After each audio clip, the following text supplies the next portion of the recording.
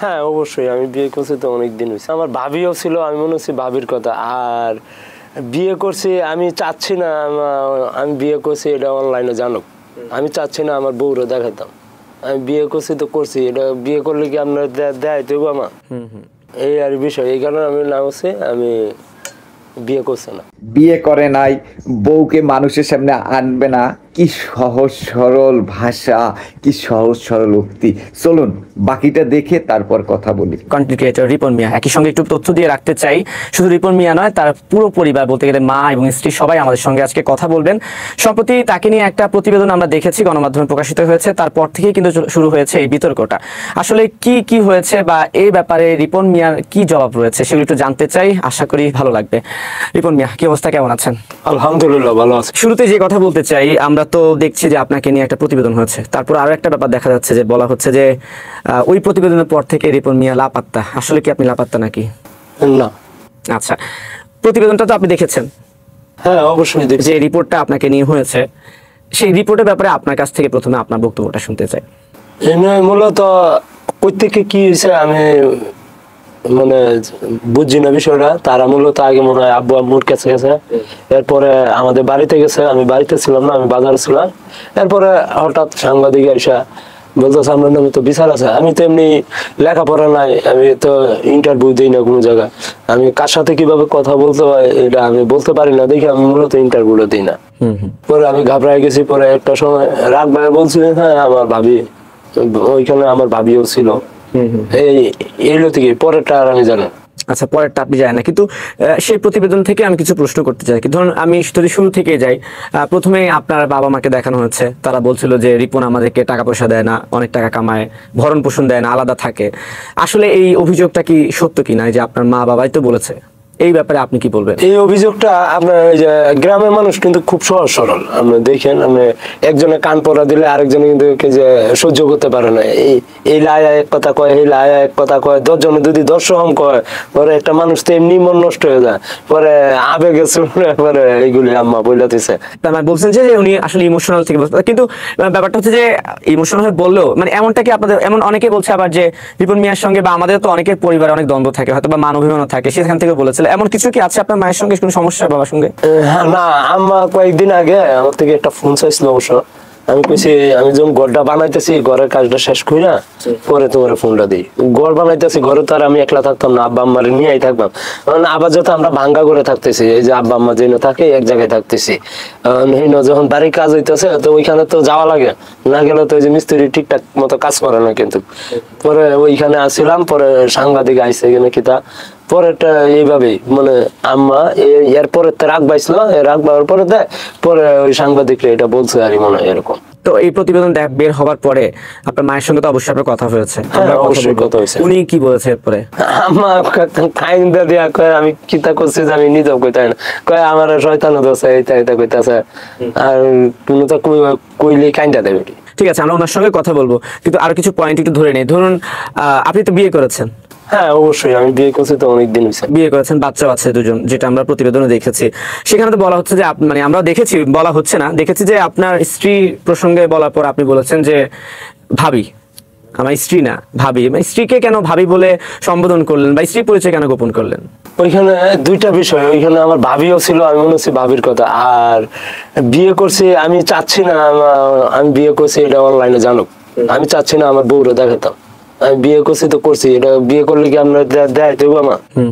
এই আর বিষয়, এই কারণে আমি না হচ্ছে আমি বিয়ে করছি না। কিন্তু বিয়ে করেননি, ঠিক আছে, আপনি নানা কারণে আপনার স্ত্রীকে প্রকাশ্যে আনেননি বা সামনে আনতে চাননি, অনেক সমস্যা হতে পারে এই কারণে। কিন্তু আপনি যেভাবে কন্টেন্ট বানাতেন সেখানে কিন্তু মনে হয় ওই যে আপনার বিয়ের ব্যাপারে অনেক কথা বলতেন আর কি। হ্যাঁ, তো ওইটার সাথে মনে হয় এটার কারণে মানুষ একটু সাংঘর্ষিক ভাবে নিয়েছে। তো উনি সাংবাদিক যার কাছে গিয়েছিল, উনি কি আসলে আপনার স্ত্রী ছিল? না না, ওইখানে আমার ভাবি ছিল, মানে যার কাছে বউও ছিল, ভাবিও ছিল। আচ্ছা, 3 জন ছিল। আর বাসায় কে কে ছিল যখন সাংবাদিক আপনাদের বাসায়, মানে আপনার স্ত্রীর কাছে গিয়েছিল বা ভাবি? ওইখানে 3 জন মহিলাই ছিল। 3 জন মহিলা ছিল, কে কে? একজন হচ্ছে আপনার স্ত্রী, আর 2 জন ভাবি ছিল। 2 জন ভাবি ছিল। মানে যার কাছে গেছে আপনি বলতে চাচ্ছেন যে উনি আসলে ভাবি ছিল। আসলে ওইখানে এই ব্যাপারটা হয়েছে।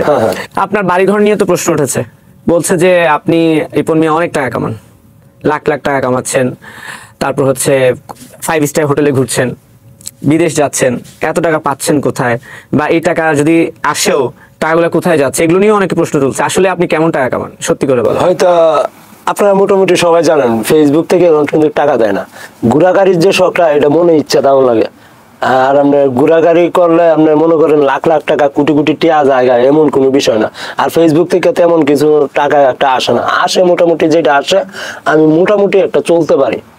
আর এর পাশাপাশি আমি কাঠমিস্ত্রি কাজ করি। আমি কি আপনার বুঝাইতে পারছি বিষয়টা? হ্যাঁ, না এখন ওই যে অনেকে যে প্রশ্নটা যেভাবে আসলে আসতেছে আমি বলতে চাচ্ছিলাম যে ধরুন আপনি তো কন্টেন্ট বানাচ্ছেন, 5 স্টার হোটেলে শুয়ে দেখাচ্ছেন, বিদেশ যাচ্ছেন, তো তখন অনেকে প্রশ্ন করতে যে রিপন যদি টাকাই না কামায় 5 স্টার হোটেলে থাকছে কিভাবে, বিদেশ যাচ্ছে কিভাবে, এই টাকাগুলো আসছে কোথা থেকে? ও এইটা আমরা স্পন্সর বুঝানো স্পন্সর আছে না, আমরা স্পন্সরের মাধ্যমে ঘোরাঘুরি করি। এগুলি মূলত ঘোরাঘুরির জন্য মনে ইচ্ছা শক্তি থাকা লাগবো। আপনি টিয়া থাকলে আপনি ঘুরতে পারেন না, আপনার টিয়া আছে আপনার বয়স নাই, আপনি ঘুরতে পারেন, এইটা আর বিষয়। মানে আপনি ঘোরাঘুরি করলে ইচ্ছা শক্তি থাকা লাগবে। মানে হচ্ছে যে আপনি বলছেন যে আপনি যে ঘুরছেন থাকছেন এগুলো মূলত হচ্ছে স্পন্সরের টাকায়, সেখান থেকে মানে আপনাকে টাকা দিয়ে ঘুরতে হয় না? না না, আরো তো অনেক অভিযোগ আছে এখন, যেহেতু আসলে আপনাকে সবাই অনেক ভালোভাবে পজিটিভলি নিয়েছিল, তার মধ্যে এমন একটা প্রতিবেদন আসার পর অনেকে এখন আলোচনা করছে, সমালোচনা করছে। প্রতিবেদন প্রকাশের পর থেকে আসলে আপনার কাছে কি মনে হচ্ছে, আপনার নিজের উপলব্ধিটা কি, যদি আমি রিপন মিয়ার কাছে জানতে চাই? বুঝি নাই, আর বলবেন?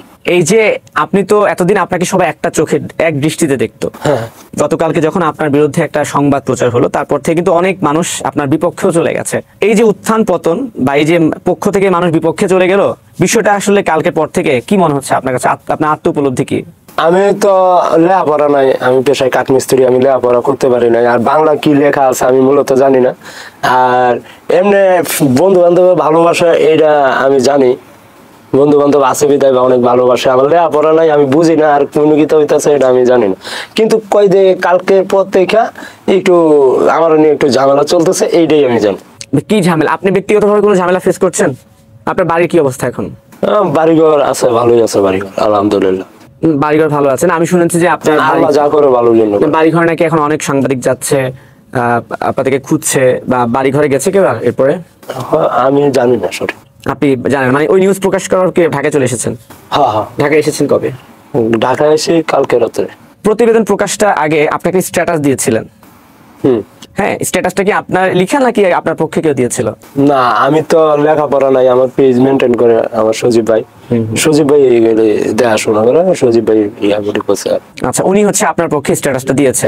কিন্তু এই স্ট্যাটাস নিয়েও তো অনেকে প্রশ্ন করছে, অনেকে বলছে যে যেহেতু রিপন মিয়াকে আমরা একভাবে চিনি, রিপন মিয়ার বাসায় যখন সাংবাদিক চলে গেল এবং বুঝে গেল যে রিপন মিয়ার পরিবারের সাথে সমস্যা কিংবা এই যে ঝামেলাগুলো আমরা দেখতে পারলাম, ওইটাকে রাগঢাক দেওয়ার জন্যই রিপন মিয়া স্ট্যাটাস দিয়ে মানুষের একটা আবেদন চাচ্ছে বা মানুষের কাছে একটা আগে থেকেই পরিবেশ সৃষ্টি করছে যেন আমাকে কেউ ভুল না বলছে, এরকম কিছুই কি ছিল?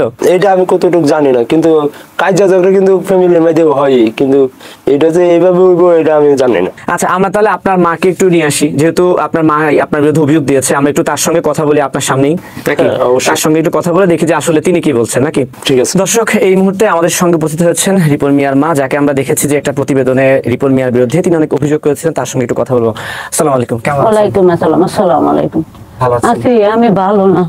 ভালো নাই কেন? আমি গরিব মানুষ বুঝছেন, আমি এই যে কাম কাজ করে খাই, ওলার দেহে, তারপর কতটি মানুষ আইলো 3 জন, তা তো আমি চিনি না। তো কইতাছে আমিরুল্লাহ বাড়িটা কোনটা দেখাই দাও, তো আমিরুল্লাহ বাড়িটা দেখাই দিছি, আরেকজনে দেখাই দিছে এটা রিপনের মা। আমি তো আর চিনি না সাংবাদিক নাকি। তখন কইতাছে আপনি দাঁড়ান, আপনার লগে কথা আছে। তখন আমি দাঁড়াইছি আমার বাসার কাছে, আপনার বাসা কই? আমি কই যে আমার বাসা কাছে। তখন আমার বাসাত নিয়ে হাইরা এই যে মানুষ মনে করেন আমার সারা নেপাল গেছে, বালা ডিস্ট্রিবিউটারে খায়, আমার দেখে না, মানুষে খান কথা দিছে, বুঝতে পারছি না আমি। তারপরে যে তারা সাংবাদিকরা যায়, আমি তো আর বুঝতে পারছি না যে তারা সাংবাদিক। তা আমার পোলার খোঁজখবর নিল, আমরা ভরণ পোষণ করেনি, তা আমরা কইছি যে ভরণ পোষণ কম বেশ করে পুরাটার কইছি না, কম বেশ করে। তখন তো দেখতেছি আমার লাগিন, আমি মনে করছি যে ভরণ পোষণের কথা যখন কইছে, আমি মনে করছি আমার পোলার আরো ওষুধ তুলো, আমার পোলার আরো নিচা করে দিছে, আমার পোলারে নিচা করে দিছে, নিজের হাতে জমা করতেছি। আমি বলতে পারছি না এই ঘটনা যে ঘটবো। আমার ছোট্টা ছেলের লেখাপড়া করে দিতেছে রিপনে, এটা বয়স মনে হইলো বড় ছেলে, হাত নাই হাত কাটা, ভিক্ষা করে খায়। আর এটা হলো রিপন ভিডিও, এর ছোট একটা মাইয়া, এরপরে একটা পোলা, ডিস্ট্রিক্ট গাড়ি চালায় হাতের উড়ে জীবনটা লইয়া।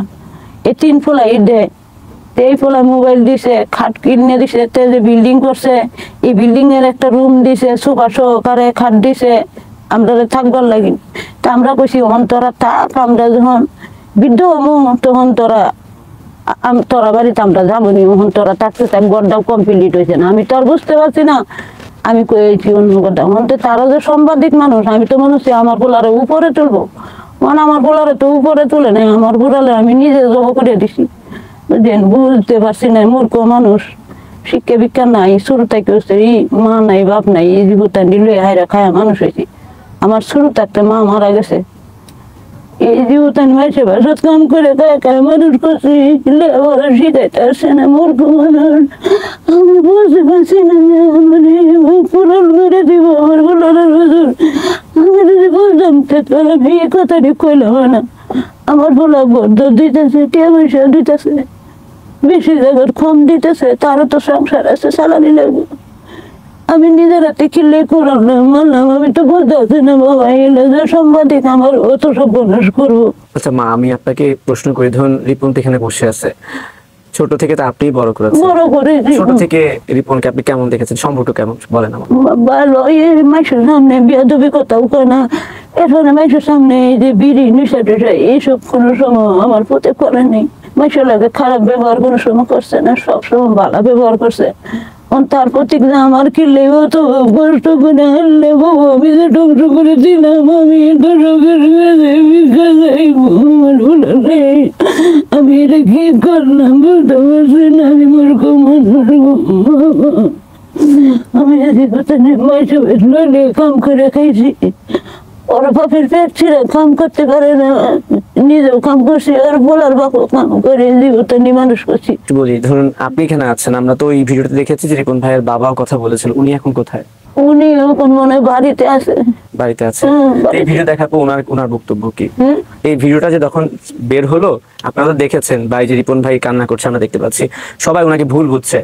ওই ভিডিও দেখার পরে আপনার রিপন ভাইয়ের বাবা যিনি, ওনার বক্তব্য কি, উনি কি বলছেন? উনি তো বেক করেছে, এই কথা কয়ে হারিয়ে বেক করেছে না, আমার ভূতের আমি নিজে কোরাল মারলাম, নিজে জবাই করে দিলাম, নিজের ভাইয়ের নিজে দাঁড়াইছে, যখন আমরা সব বনাশ করলাম না, আমরা একটা ঘাতকতার কারণে সব হয়ে গেল না। ও না, আপনারা দয় আইসি, আপনারা যদি সাহায্য করে দেন আমার রিফান্ডে, আবার দয় করে দেন, রঙ্গত করে দেন, কিছু নাই, বাবা নাই, মা নাই, ছোট তাই মরে যায় আমার বাবা, এডি আমার বাপ, এডি আমার সব কিছু, আর কিছু নেই বাবা। আচ্ছা, এমনটা কি হয়েছে নাকি যে সাংবাদিক গিয়েছিল, উনি কি আপনাকে কোনো কথা শিখিয়ে দিয়েছে বা জোর করে কোনো কথা বলেছিল? না, শিখাই দিছে না কেউ, এরা জিজ্ঞাসা, ধরুন আমরা আর বুঝতে আসছি না, এতটা কথা আমরাও কয়েছি। এমনিতে ধরুন, এমনিতে আমি জিজ্ঞেস করছি, ধরুন রিপন ভাইয়ের সঙ্গে তো ধরুন আমাদেরও তো মায়ের সঙ্গে ভেজাল হয়, বাবার সঙ্গে একটু ঝগড়া হয়, সন্তানের সঙ্গে না, ঝগড়া হয়েছে না, তার লগে ঝগড়া হয়েছে না, আমরা তো বুঝতে আসছি না বাবা, সাদা সিধা মানুষ না, মূর্খ মানুষ। আমরা সুন্দর করে জিজ্ঞেস আমরাও করে দিছি, আমরা বরণ দূষণ কম দেয়, এডি কয়েছি, এটা মনে করেন তার জীবন এটা শেষ। রিপন ভাই তো বিয়ে করেছে, বাচ্চা আছে, ওনার স্ত্রীর সঙ্গে বা আপনার সম্পর্ক কেমন? বালাই, ভালো, ওনার বউর ভালো সঙ্গে আছে, সম্পর্ক ভালো, হ্যাঁ, কোনো ভালো সমস্যা আছে। নেই আপনাদের মধ্যে, না, না, কোনো না, দ্বন্দ্ব নেই, সমস্যা নেই? ঝগড়াঝাটি করে না, গেলে ঘরে বাট্টা থাকবো, আমার ভাত খাইলাও, বানাচ্ছে মান দেও, এটা প্রবণ নাহলে চা বানাই দেও, চা খাও। মানে হচ্ছে আসলে ওইভাবে কোনো সমস্যা নেই, হয়তো বা কোনো মানভূমিও নেই, কখনো ঝগড়াঝাটিও হয়নি যে যার কারণে আসলে এমনটা হতে পারে। না, ডিপেন্ডের লোক কোনো ঝগড়া হয়নি, ভুল লোক কোনো ঝগড়াঝাটি নেই। এমনি আমার মনের ভিতরে কি যে ঢুকলো বাবা, আমি আর কইতে মনটা সামাল করতাম না, কয়ে দিলাম, আমার নিজের যাবো নিজে করলাম, কিনলে করলাম, আমি বুঝতে পারিনি বাবা। আচ্ছা, কালকে রাতে আমরা একটা ভিডিওতে দেখেছি যে রিপন ভাই আপনাকে জড়িয়ে ধরে কান্না করছিল আর কি, ওইটা কি আপনি ছিলেন? অনেকে বলছে যে ওটা আসলে রিপন ভাইয়ের মা ছিল না। রিপন ভাই, আপনি তো দেখেছেন ভিডিওটা, আপনার এই ভিডিও, কান্না করছিলেন, আমার আম্মাই ছিল, আপনার আম্মু ছিল। অনেকে বলছে যে এটা যে রিপন ভাই, ওটা কি আপনি ছিলেন যে রাতে যখন কান্না করছিল আপনাকে জড়িয়ে ধরে ভিডিওটাতে? আমি কি ভিডিওটা দেখাবো আপনাকে? দেখেন তো, রাস্তা করছি না তো, রাস্তা করছি না, না, হ্যাঁ, বাসাতে একটা ভিডিও আমরা দেখতে পেয়েছি। এই যে এখানে একটা, এটা কি আপনি? তখন কি হয়েছিল?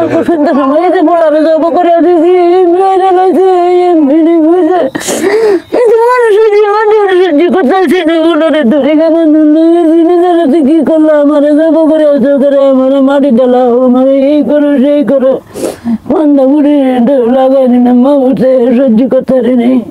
আমি আচ্ছা। তো বাবা বলতে আসছি না আমি। আচ্ছা ঠিক আছে, আপনি না বুঝে হয়তো বা বলে দিয়েছেন কথাটা। এখন আমি বলতে চাই যে এখন তো দর্শকরাও দেখছে, রিপন আপনারই সন্তান। রিপন ভাই, তার আগে আপনার কাছে যাই। রিপন, আপনার কিছু বলা আছে মাকে নিয়ে? মুরব্বীরা তো ভুল করেই, হাতে ফাঁসলা ভুল তো সমান না, মানুষ তো ভুল করতেই পারে। আমার আম্মা যতই ভুল করুক, আমি আমার কোনো সময় দোষী না। এরা আল্লাহ যা করে ভালোর জন্যই করে। বাবা বলতে পারিনি তোরা মানুষের কোনো কিছু বল না। এই ঘটনার পর আপনাদের বা এলাকাবাসী, পাড়া প্রতিবেশী যারা আছে, তারা কি কিছু তারা বলেছে? বন্ধ করে কইছে আমরা এইগুলো তারা সব বনাস কিলে করলি আপনাদের এই সাংবাদিকের কাছে কইলে সাংবাদিকে কি টাকা পয়সা দিছে এই গিনো কইলো। আচ্ছা, আপনি ভুল, এখন দর্শকরা দেখছে, সেই দর্শক যারা আপনার সন্তান বা রিপন মিয়াকে ভুল বুঝেছে বলছেন আপনার কারণে, আপনার স্বামীর বক্তব্যের কারণে, তাদেরকে কিছু কি বলার আছে আপনার? দর্শকের কাছে আমি জানবি কাছে আমার বোতারে যাবেন জীবনটা নষ্ট না করে দেয় আমার আমি কিছু নাই না। আমি গরিব মানুষ, আমার সন্তান দিতাম, আমার বাপ নাই, মা নাই, কেউ নেই, আমার বোনও নাই, আচর করেছে, মা মরেছে। আমি মোটা লাগি দর্শকের কাছে ভিক্ষা যাইব, ভিক্ষা যাইব, আমি কি করলাম? ঠিক আছে মা, আপনি শান্ত হন, আমরা শান্ত হন। আশা করি মানুষ আপনার কথা শুনেই বুঝবে যে এখানে একটা ভুল বোঝাবুঝি হয়েছে। রিপন ভাই, সম্পাদিক আমার কাছে ঠিক দিয়েছে, আমার বলার আগারও বলবো। রিপন ভাই, স্ট্যাটাসে আপনি একটা কথা লিখেছেন যে এর আগেও অনেক সাংবাদিক মনে হয় আপনার বাসায় গিয়েছিল বা আপনার ইন্টারভিউ নিতে চেয়েছিল, তো আপনার প্রাণ নাশের হুমকি এসেছিল বা আরো অনেক ধরনের হুমকি দিয়েছিল আপনাকে। একটু যদি ব্যাপারটা ক্লিয়ার করতেন। এটা বিষয়টা হয়েছে, অনেকেই তো ফোন দেয়, ভাই আমি তো ইন্টারভিউ নিতে চাই। আমি তো আর ওদেরকে ওইটা বলি না, ভাই আমি তো এই সুন্দর করে কারোর সাথে গুছায় গাছায় কথা বলতে পারি না, এর জন্য আমি ইন্টারভিউ দিই না। এটা তো আর তাদেরকে ফোনে বলা যায় না, এর জন্য বলি ভাই আমি ইন্টারভিউ দেওয়া সম্ভব না, না করে দিই আর কি। এর জন্য মূলত আপনাকে হুমকি দিয়েছে? হুমকি দেয়, কি ধরনের হুমকি? মাইরে আলবো, আপনাকে মেরে ফেলবে যে এটা interview না করবো, দিলে? এটা করবো, এটা করবো, এই তো অনেক ধরনের কথা বলে আর। আচ্ছা, আরো কিছু কি বলেছে? মানে আর কোনো হুমকি পেয়েছেন প্রাণনাশের ছাড়া, যে আপনাকে মানে মেরে ফেলবে ছাড়া আর কোনো হুমকি পেয়েছেন? না, আর কোন হুমকি পাইছি না। আর কোনো হুমকি ও পাননি? পাইছি, সরি, এই যে পেজ নিবো এই জায়গা করবো, তারপরে তুই আমার কিতা করবি কইরা লাই দেখবো আমি। এখন তো আরো অনেকে বলছে, যেমন আমি আজকেও দেখেছি একটা পেজ থেকে আপনাকে লিখে বলেছে যে 24 ঘন্টার মধ্যে যদি আপনি প্রকাশ্যে ক্ষমা না চান আপনার এই ধরনের কর্মকাণ্ডের জন্য, তাহলে আপনাকে ফেসবুক থেকে মানে পেজ আপনার হ্যাক করে ফেলা বা সেটা শেষ করে দেয়, সবকিছু করবে। তো এই ধরনের আসলে আপনার এখন কি বক্তব্য? আপনি কি ক্ষমা চাইবেন বা আপনার কিছু কি বলা আছে এই ব্যাপারে তাদের কাছে, তাদের উদ্দেশ্যে? তার কাছে আমি ক্ষমা চাই, তার কাছে একবার লাগে না, আমি ক্ষমা চাই। আমি হেতিম মানুষ, আমার চেরার ভর্তি করিয়া আমি ক্ষমা চাইতেছি, আমারও তো চায়া আমার ক্ষমা করে দিও। ভুল তো আমি করছি, আমার চেরা তো করছি না। মানে এইখানে মূলত এই আমার বন্ধু বান্ধব যারা আছে তারা একটু ভুল বোঝাবুঝি করে লাইছে। ভুল বোঝাবুঝি যেমন ধরেন আমরা গ্রামের মানুষ কিন্তু এমনি সহজ সরল, আপনি যা বলবেন এইটাই, মানে পরবর্তীতে যে কি হইব এটা আর বুঝে না তারা, মানে এই আবেগে মানে বইলা লাইছে, মানে ওনার বুঝতে আসছে না কি তা করছি আমি। ঠিক আছে, ঠিক আছে, আপনি এভাবে বলবেন না মা, আপনি ভালো থাকবেন। দর্শক তো আপনার কথা শুনেছে, আশা করি আপনার কথা শুনে যেরকম রিপন ভাইকে ভুল বুঝেছিল, আপনার কথা শুনেই তারা আবার আমি রিপন বুঝতে ভাইকে। পারছি না, আমি ক্ষমা চাইছি সবার কাছে, আমি ক্ষমা চাই, আমি এতিম মানুষ, আমি তো মূর্খ। ঠিক আছে মা, আমি বুঝতে পেরেছি, আপনি ভালো থাকবেন। আর এখানে আর কে কে এসেছে আপনার সঙ্গে? রিপন ভাই এসেছে, আপনি এসেছেন, সঙ্গে তো রিপন ভাইয়ের বউ এসেছে, স্ত্রী এসেছে, বাচ্চারা এসেছে, তাই তো? আমি কখনো চাইছিলাম না আমার আব্বু আম্মু আমার বউ বাচ্চা অনলাইন আসো, মিডিয়ার সামনে আসুন। মিডিয়ার সামনে আসো, আমি চাইছিলাম তো একটু গোপন থাকতে। খারাপ হয়েছে আমি ওই তাদেরকে খারাপ না বানাই, তো এখন এই কিছু মিডিয়ার জন্য আজকে আমার ফ্যামিলি নিয়ে লাইভ আসছে।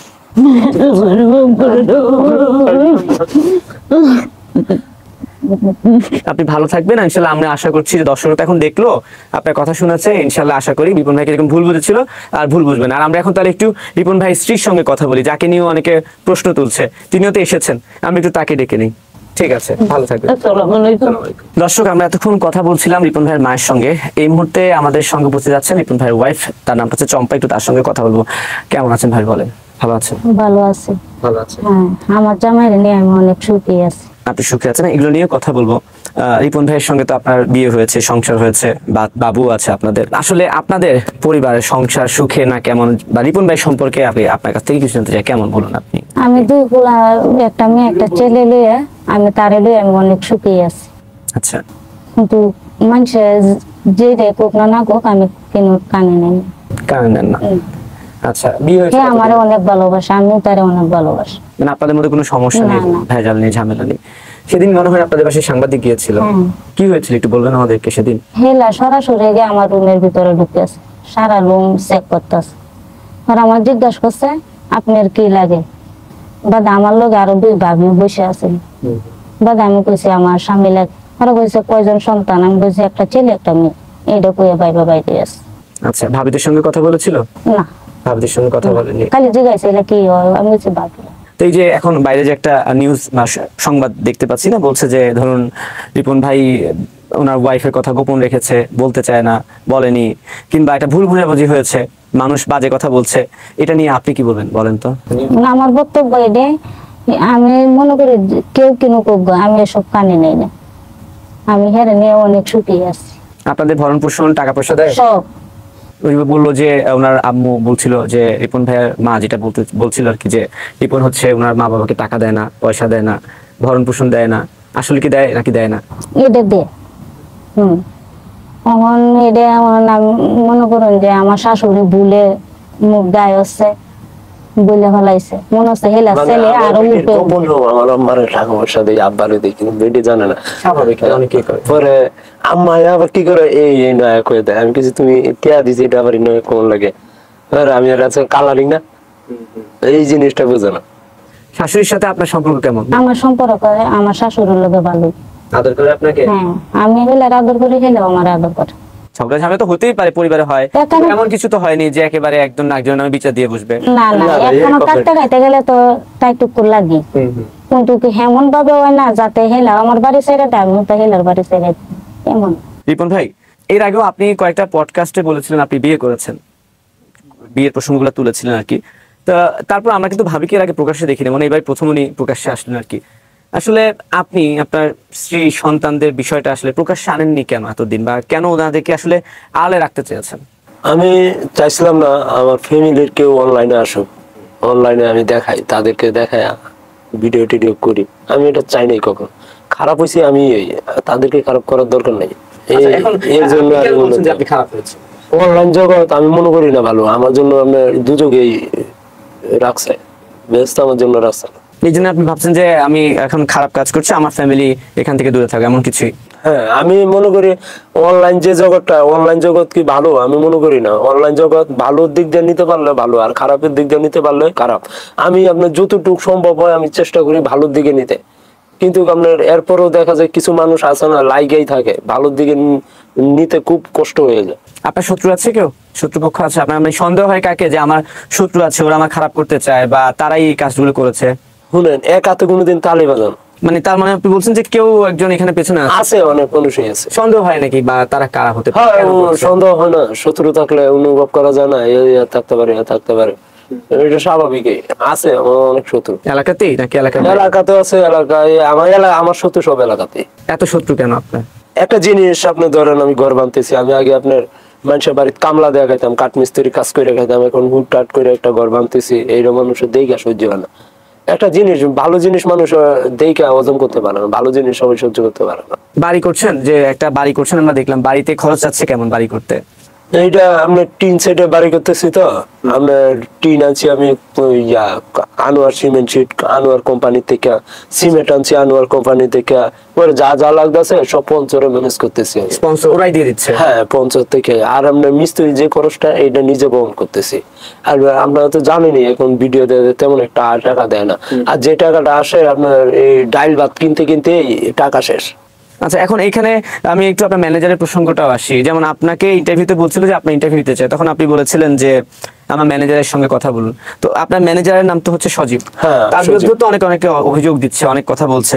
আপনার ম্যানেজার সম্পর্কে আপনার কাছ থেকে জানতে চাই, মানে আপনার ইন্টারভিউ নিতে হলে ম্যানেজারের সঙ্গে কথা বলতে হয় কেন? আমি মূলত আপনার কারোর সাথে সাজায় গুজায় কথা বলতে পারি না। মানে আমার বাসায় আমি বলে লাই, এই কেমন আছিস, মানে ফ্রেন্ডলি বইলা লাগে আর মানে এই কাস্টমারের লগে তো আর এইভাবে বলা যায় না। ধরেন একটা পঞ্চরের কাজ আইলো, আমি যদি আমাদের গ্রাম্য ভাষা ব্যবহার করে এলে অর্ধেক বুঝতো না। এই কারণে আমার ভাই সজীব ভাই উনি তো লেখাপড়া জানো, অনেক লেখাপড়া, অনেক ট্যালেন্টেড, উনি পরে কাজগুলো রাখে, এই কারণে ম্যানেজার বলা হয় আর কি। আচ্ছা, আমরা সজীবের সঙ্গে কথা বলবো, কিন্তু সজীবের সঙ্গে আপনার পরিচয় হয়েছে কিভাবে, ওনাকে চিনেন কিভাবে আপনি? আমি প্রথম জায়গায় 16 সালে অনলাইনে ভাইরাল হয়েছিলাম, তখন সজীব ভাই আসলো।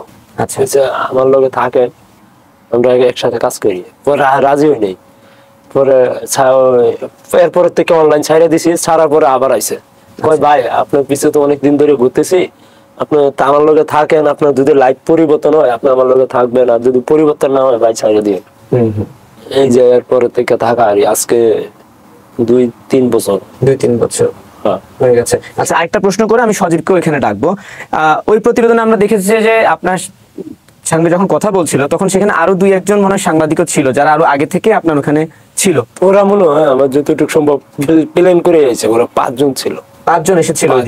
আচ্ছা, আমি ঘুমিয়েছিলাম, পুরা ঘুমে, কাঁচা ঘুম থেকে ডাইকা তুলছে, পরে রাতে সারা রাত কাজ করছি, কাজ করার পরে 4টা বাজে উঠতে ঘুমাইছি, পরে 6টা বাজে না 7টা বাজে ডাইকা তুলছে, কাঁচা ঘুম বুঝতে পারবো। পরে গেছি আর লইয়া আপনার দোকানে গেছি, চাটা খাওয়াইলাম, যত্ন করলাম। আপনি খাইয়েছেন ওদেরকে? হ্যাঁ, অনেক দূর আমার কাছে যেই আসে অনেক দূর থেকে তো আসে, আইলে আমার ঘর তো ভাঙ্গারুঙ্গা আছে, ঘরের কাজ শেষ করতে পারি না, দোকানে নিয়ে চাটা যতটুকু আপ্যায়ন করানো দরকার আমি কইরা দিই। ওই 5 জন সাংবাদিক আগে গিয়ে আপনাকে কি বলেছে, কি প্রশ্ন? 5 জন একবারে জানে তো, 2 জন গেছে, পরে আয়ার পরে 3 জন আইছে। প্রথমে 2 জন গিয়েছে, ওই 2 জন আপনাকে কি বলেছে বা কি বলতে চেয়েছিল আপনার কাছে, কেন গিয়েছে? ইন্টারভিউর জন্য। আমি বলছি আমি তো এইভাবে ইন্টারভিউ দেই না, আমার সজীব ভাই আছে ম্যানেজার, ওনার সাথে কথা বলে। না, অনেকে তো আবার বলছে যে আপনি টাকা ছাড়া ইন্টারভিউ দেন না, যেমন আমরা ওই ভিডিওতে দেখেছি, বলছিলেন যে আমি টাকার জন্য না, টাকা দিয়ে সবকিছু মাপা যায় না। আমি ইন্টারভিউ আমি সাজায় গুজায় কথা বলতে পারি না বিধায় আমি ইন্টারভিউ দেই না, আর টাকার জন্য না, আমি টাকার জন্য ইন্টারভিউ দেই না। ভাবি, আপনাকে অসংখ্য ধন্যবাদ, ভালো থাকবেন। এখন এই মুহূর্তে আমরা একটু সজীব ভাই, রিপন ভাই যে ম্যানেজার, ওনাকে একটু ডেকে নিচ্ছি। ভালো থাকবেন আপনি। আসসালামু আলাইকুম। দর্শক, এতক্ষণ কথা বলছিলাম রিপন মিয়ার স্ত্রী চম্পার সঙ্গে, এবং এই মুহূর্তে আমি কথা বলবো হচ্ছে সজীব, যিনি কিনা রিপন ভাইয়ের ম্যানেজার হিসেবে পরিচিত। সজীব ভাই, কি অবস্থা আপনার, কেমন আছেন বলেন? আলহামদুলিল্লাহ ভাই, চলতেছে কোন রকম। চলছে কোন রকমে? কেন কোন রকমে চলছে, আর সার্বিক বিষয় নিয়ে আসলে শুরুতে আপনার কাছ থেকে আমি একটু জানতে চাই। এই যে এত কিছু ঘটে গেল, আপনি তো রিপন মিয়ার ম্যানেজার হিসেবে কাজ করছেন, সেই যাকে আমরা ম্যানেজার হিসেবে শুনছিলাম, আপনি একটু বলেন আপনার বিষয় থেকে জানতে চাই। আমি মানে সবসময় রিপন ভাইয়ের সাথে থাকা সম্ভব হয় না, কারণ আমি রিপন ভাই এবং আরো অনেকেই ম্যানেজ করি। সো এই জন্য আমি ছিলাম মাইমিনসিং, রিপন ভাই ছিল এলাকায় বাড়িতে। তারপর হচ্ছে হঠাৎ করে সকালবেলা রিপন ভাই আমার ফোন করে সজাগ করছে যে ভাই অনেক সাংবাদিক আছে, এইগুলা মানে কইরে গেছে আমার সাথে। তো পরে আমি ভাবলাম যে আসলে একটা সাথে সাথে মানুষের সাথে এরকম হইলো, আমি আসলে মানুষকে জানাই জিনিসটা, তারপর স্ট্যাটাস দেওয়া হইলো আর কি। মানে ওই স্ট্যাটাসটা আসলে আপনি দিয়েছেন, ওনার সঙ্গে কথা বলে দিয়েছেন, ওনার এক্সপেরিয়েন্স থেকে উনি যেটা বলছেন আমি এটাই স্ট্যাটাস। এখন সেই অনেকেই তো বলছে যে রিপন মিয়া পেজ থেকে যে স্ট্যাটাসটা গিয়েছে আর কি, বলছে যে হয়তো তিনি ফেসে যাচ্ছেন, এটা বুঝতে পেরে আগে থেকে একটা নিজেকে নিট অ্যান্ড ক্লিন করার জন্য মানুষের পক্ষ থেকে একটা কি বলে সেটাকে সহানুভূতি নেওয়ার জন্য এই ধরনের স্ট্যাটাসটা দিয়েছেন। এই বিষয়ে আসলে আপনার কি বক্তব্য? এটা আসলে তো মানুষ তো আসলে সবকিছু জানে না, অরিজিনাল সত্য আসলে কি। আপনি তো শুনলেন রিপন ভাই সবকিছু বললো, আন্টি বললো, রিপন ভাই ওয়াইফও সবকিছু বললো। তো সবকিছু শোনার পরে তো আমার কাছে মনে হয়েছে না যে আসলে রিপন ভাই কোনো কিছু করছে, মানে যেটা হয়েছে টোটালি মনে হয় উদ্দেশ্য প্রণীত ভাবে করছে আর কি। উদ্দেশ্য প্রণীত বলতে কি ধরনের উদ্দেশ্য আপনার কাছে কি মনে হয়? আমাকে অনেক সময় অনেক টিভি ইন্টারভিউ, টিভি মিডিয়া এবং অনেকে আমাকে ফোন করছে যে ইন্টারভিউ নেওয়ার জন্য। রিপন ভাই যেহেতু আমি সবসময় রিপন ভাইয়ের সাথে থাকতে পারি না, এবং রিপন ভাই একা একা অনেক কিছু মেনটেন করতে পারে না, আমি রিপন ভাইকে না করছি যে আপনি আসলে কারোর সাথে কথা বললেন না টিভি ইন্টারভিউর সাথে, কখন কি বলে ফেলবেন, এটা আসলে পরে এটা আসলে করা যাবে না, এটা অনেকেই নেগেটিভ ভাবে নিবে। তো সেই জায়গা থেকে রিপন ভাই আমার এই কথাগুলো রাখছে। আর ওই তারপর হচ্ছে ওই টিভি ইন্টারভিউ যারা নিতে আইছে অনেকে আমার অনেকভাবে থ্রেট দিছে যে ইন্টারভিউ কেন দিত না, কি এই সেই এই করে ফেলবো, এই করে ফেলবো। পরে ওইগুলো আমি জাস্ট সাইড করে রেখে দিছি আর কি। না, অনেকে তো বলছে যে রিপন ভাই টাকা ছাড়া ইন্টারভিউ দেয় না, অভিযোগ দিয়েছিল, এবং বলছে যে এটা যে উনি যেটা বলছিল যে ম্যানেজারের সঙ্গে কথা বলুন। হ্যাঁ, তো আসলে কি এটাও কি সত্য যে টাকা ছাড়া ইন্টারভিউ দেয় না? টোটালি মিথ্যা কথা। আপনিও তো আমার ফোন দিয়েছিলেন যে ইন্টারভিউ নেওয়ার জন্য, আমি তো আপনাকে কি বলছিলাম? কি বলেছেন আপনি? আমি আপনাকে বলছেন যে আপাতত ভাই আমরা ইন্টারভিউটা আসলে ফেস করতে চাচ্ছি না। মিডিয়াটা ফেস করতে চাচ্ছেন না আপনি। আপনি রিপন ভাইয়ের সঙ্গে ম্যানেজার হিসেবে কতদিন যাবত যুক্ত আছেন, এবং কখন আসলে কেন কি কারণে আসলে আপনি রিপন ভাইয়ের ম্যানেজার হিসেবে কাজ করছেন বা নিজেকে কাজ করছেন, বা আপনার আসলে পেশাটা কি? আমি অনেকদিন যাবতই অনেককে ম্যানেজ করে আসতেছি।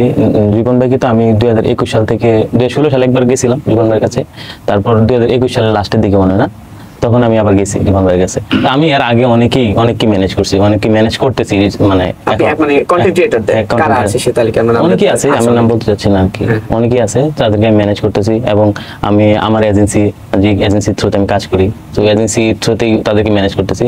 ভাবলাম রিপন ভাই আমার এলাকার মানুষ অনেকে রিপন ভাইকে অনেকে আগে মিস ইউজ করছে অনেকভাবে, আমি ভাবলাম যে রিপন ভাইকে আসলে একটু দেখি আমার দিয়ে কি করা যায় রিপন ভাইকে ওই আগের থেকে যে ওনার যে আমি যখন গেছি রিপন ভাই একদিকে কুকুর ঢুকে রিপন ভাই বাড়িতে আরেকদিকে বের হয়। যেদিন আমি রিপন ভাইয়ের সাথে দেখা করতে গেছি ওই দিন রিপন ভাই চালের মানে ঘর বানাইতেছে।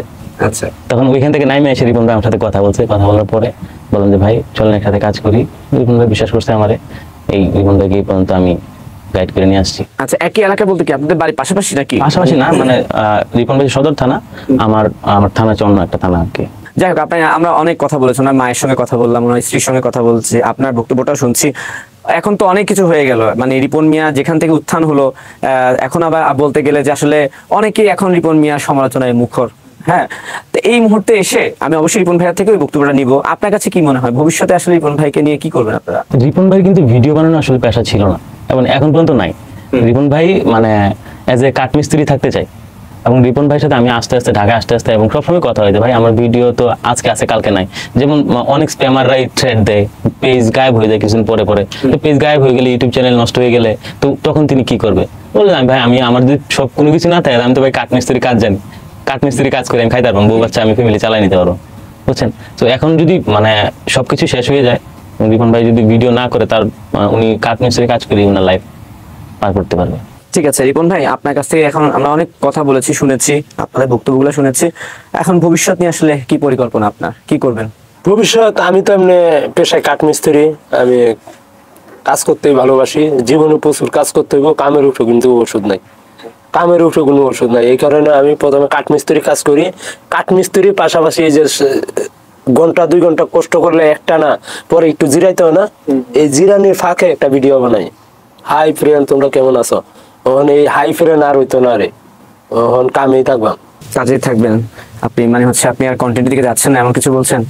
কন্টেন্টের দিকে দেখা যাক, এটা মানে এটা আমার পেশা না, মানে কন্টেন্ট করতে হইবে, এটা আমার পেশা না। আমার মূল পেশা হয়েছে কাঠমিস্ত্রি। আচ্ছা ঠিক আছে, ওকে। এখন শেষমেশ যে প্রশ্নটা আমি করব, আমি একদম স্ট্রেটলি বলতে চাই। অনেকেই তো বলেছে যে রিপন মিয়া তার স্ত্রীকে ভাবি রেখেছে, বা অনেক অভিযোগ এসেছে। কিছু অভিযোগ হয়তো বা সত্য, কিছু অভিযোগ মিথ্যা হতে পারে, বা সবকিছুই মিথ্যা হতে পারে। অনেকেই তো রিপন মিয়াকে পজিটিভলিও দেখেছিল। এখন যদি আপনাকে বলি যে আপনি যারা আপনাকে ভুল বুঝেছে তাদের কাছে কি আপনি একটু, অনেকে আছে না যে ক্ষমা চাওয়া, বা যদি ভুল বুঝে থাকে বা আপনার নিচের থেকে কোনো উপলব্ধি, উপলব্ধি আছে কিনা বলা আছে কি কিছু? হ্যাঁ আছে, মানুষ মাত্রই তো ভুল করে, আমিও যদি কোনো ভুল করে থাকি ক্ষমা করে দিবেন। এটাই হচ্ছে আপনার কথা, যা ভুল করে থাকে ক্ষমা করে দিবেন, তাই তো? ঠিক আছে রিপন মিয়া, আপনাকে অসংখ্য ধন্যবাদ। কি চমৎকার, একদম সহজ সরল স্বীকারোক্তি। এইরকম স্বীকারোক্তি কেউ দেয় বলেন? এইরকম সহজ সরল মানুষ ছাড়া এইরকম স্বীকারোক্তি কেউই দিতে পারে না। কিন্তু এই সহজ সরল যে রূপটা ধারণ করছে, সেই কারণেই আমার কাছে তাকে সন্দেহজনক মনে হয়েছে, এবং তার প্রত্যেকটা কথাই আমার কাছে মনে হয়েছে যে সে বানিয়ে বানিয়ে বলতেছে, এবং সে একটা মানুষের কাছে সিম্পেথি, মানে মানুষের কাছে যেই নেগেটিভটা নিয়ে হয়েছে সেইটাকে এখন মিথ্যে একটা প্রশ্রয় নিয়ে সে একটা মিথ্যে গল্প রচনা করে তারপর মানুষের সামনে আনতেছে। দেখেন, মানে সে একজন কন্টেন্ট ক্রিয়েটর, এত বছর ধরে কন্টেন্ট ক্রিয়েশন করে যাচ্ছে, তার মাথায় এটা ঢুকে না। সাংবাদিক আসছে, সাংবাদিক তাকে জিজ্ঞেস করলো তুমি এই বিয়ে করছো? সে বললো যে না, ওটা আমার ভাবি, আমি বিয়ে করি। সে একদম অস্বীকার গেছে। সে এবার মানে কথা কাটার জন্য সে মানে তার কন্টেন্ট মাইরা দিচ্ছে, আবার সে ইতে করলো। আর অথচ এখন সে বলতেছে যে সে বিয়ে করছে, কিন্তু তার বউকে সে দেখাবে না, তার বউকে সামনে আনবে না, কারণ হলো এই কারণে তার ভাবি বলছে। বাহ, কি চমৎকার যুক্তি! অথচ তিনি সিঙ্গেল হিসেবে দাবি করেন। এর মানে কি বুঝেন? মানে এটা কত বড় প্রতারণা। আপনি যদি বিয়ে করার পর আপনার বউ আছে, আপনার সন্তান আছে, তারপর আপনি যদি সিঙ্গেল দাবি করেন, তাহলে আপনি কত বড় প্রতারক আপনি কি ভাবতে পারেন আপনি কিভাবে প্রতারণা করতেছেন? আপনার এই সিঙ্গেল দাবি করার কারণে যদি আপনার প্রেমে একটা মেয়ে মজে যায়, তখন এইটা কি অপরাধ হবে না? তারপর আপনি সিঙ্গেল, আপনি বিবাহিত মানুষ, আপনি কেন সিঙ্গেল দাবি করবেন? আপনি কি সাকিব খান হয়ে গেছেন যে আপনি বিয়ে করে বাচ্চা করার পরও আপনি স্বীকার করবেন না? চমৎকার! আপনি কি বালের মানে কন্টেন্ট ক্রিয়েশন হয়ে গেছেন আপনি, যে আপনি একেবারে মানে বউকেও অস্বীকার করবেন, আপনি ইতে করেন। আপনি তো মা বাবা খাওয়াননি, একদম সত্য কথা। কারণ না হলে সাংবাদিকদের সামনে আপনার মা তো মিথ্যা কথা বলে না। এখন আপনি আপনার মাকে আজকে সাংবাদিকের সামনে যেটা নিয়ে আসছেন, এইটা হলো বানানো। কারণ আমার কাছে কোনটা অভিনয় কোনটা এটা বোঝা যায়। মানে মানুষ কথা বললে তার চোখ আপনি কান্না করছেন, কিন্তু আপনার কান্নার ভিতরে চোখে পানি নাই, ফিল নাই, কান্নাটা ভিতরে নাই, এটাকে মানুষ দেখানো কান্না। এখন যারা আপনার এই কান্নাগুলো দেখে সিম্পেথি পাবে, যারা করবে, তারা পাইতে পারে, কিন্তু আমাদের মতো মানুষ আপনার এই সিম্পেথি পাওয়ার মতো লোক না আমরা। তো কাজেই এইসব ভণ্ডামি বাদ দিয়ে ভালো কিছু করেন, বাবা মাকে দেখেন। বাবা মাকে প্রত্যেকটা সন্তানের দেখা উচিত, লালন পালন করা উচিত এবং ভরণ পোষণ করা উচিত। আর বাবা মাকে যারা, বাবা মা হলো আমাদের শিকড়, এই শিকড়কে যদি আমরা ভুলে যাই, তাহলে আমাদের মানে শক্তি আর কত দূর, আমাদের আর কি আছে বলে। তো এই রিপন মিয়া সহজ সরল মানে ভান ধরার কারণে আমার একে খুব বেশি সন্দেহজনক মনে হয়েছে, এবং তার এই ইন্টারভিউটা সম্পূর্ণই মনে হয়েছে যে তিনি সম্পূর্ণ একটা মিথ্যে গল্প সাজিয়ে ইন্টারভিউটা দিচ্ছে। এখন আপনাদের কাছে অন্য কিছু মনে হতে পারে, অবশ্যই আপনারা কমেন্টে জানাবেন, আর চ্যানেলটা সাবস্ক্রাইব করবেন। ভালো থাকবেন।